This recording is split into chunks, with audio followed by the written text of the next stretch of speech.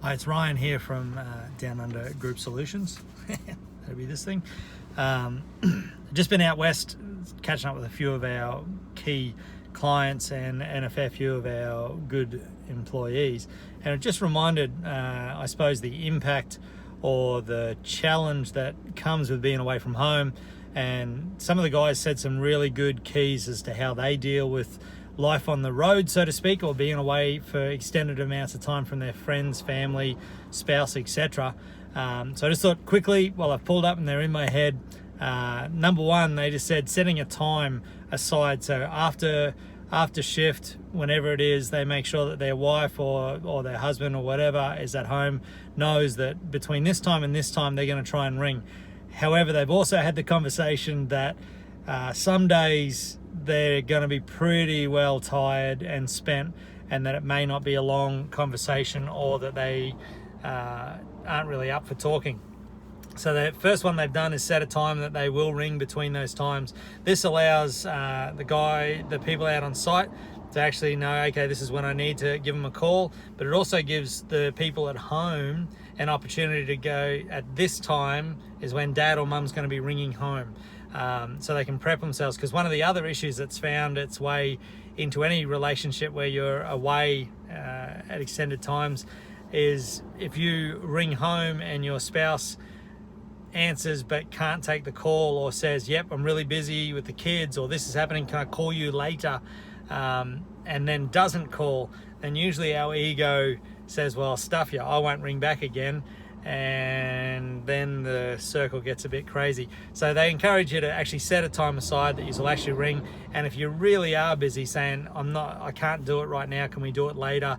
Or actually specifically setting a time to ring back, so that it's not just a nebulous out there crazy thing. The other one is to actually use FaceTime. Obviously, when I first started 15 years ago going out west, FaceTime was not existent, and I just think it is one of the coolest inventions that we have now, to actually see your spouse, see your kids, even that teenager that usually talks like this to you while you're talking to them on FaceTime and they're doing other stuff. It's still worth it. They can actually engage. Even sometimes I'll talk to my kids. Actually, I'll talk to my brother, who rings me a lot, and he just puts me on FaceTime and walks around the room as though I'm sitting in the room with him and chatting. So that's a powerful one. So set a time to call. Second one is use FaceTime. And then the third one, which is equally important, and I think probably holds the biggest one, is to actually be home when you're home. I think sometimes we get a little bit selfish, or if things are a little tense at home, we tend to go where it's easier. So we plan a fishing trip, or we plan time away from the family when we've already been away, or if we're already frustrated and we've left and been away for 5-7 days or whatever, and we come back and that hasn't been dealt with, then it's easier to go, I'm just got to go catch up with Jimmy up the road, or I got to go do this. Can I encourage you to be at home? One of my things my dad always said to me, which is pretty powerful, and I have to reassess it all the time, is that when we spend time with someone, if I spend time with my spouse or I spend time with my kids, to actually spend time with them is not doing what I want to do, it's actually doing what they want to do. If whenever I hang out with my family, etc., it's doing what I want to do, then I'm not actually spending time with them, they're spending time with me.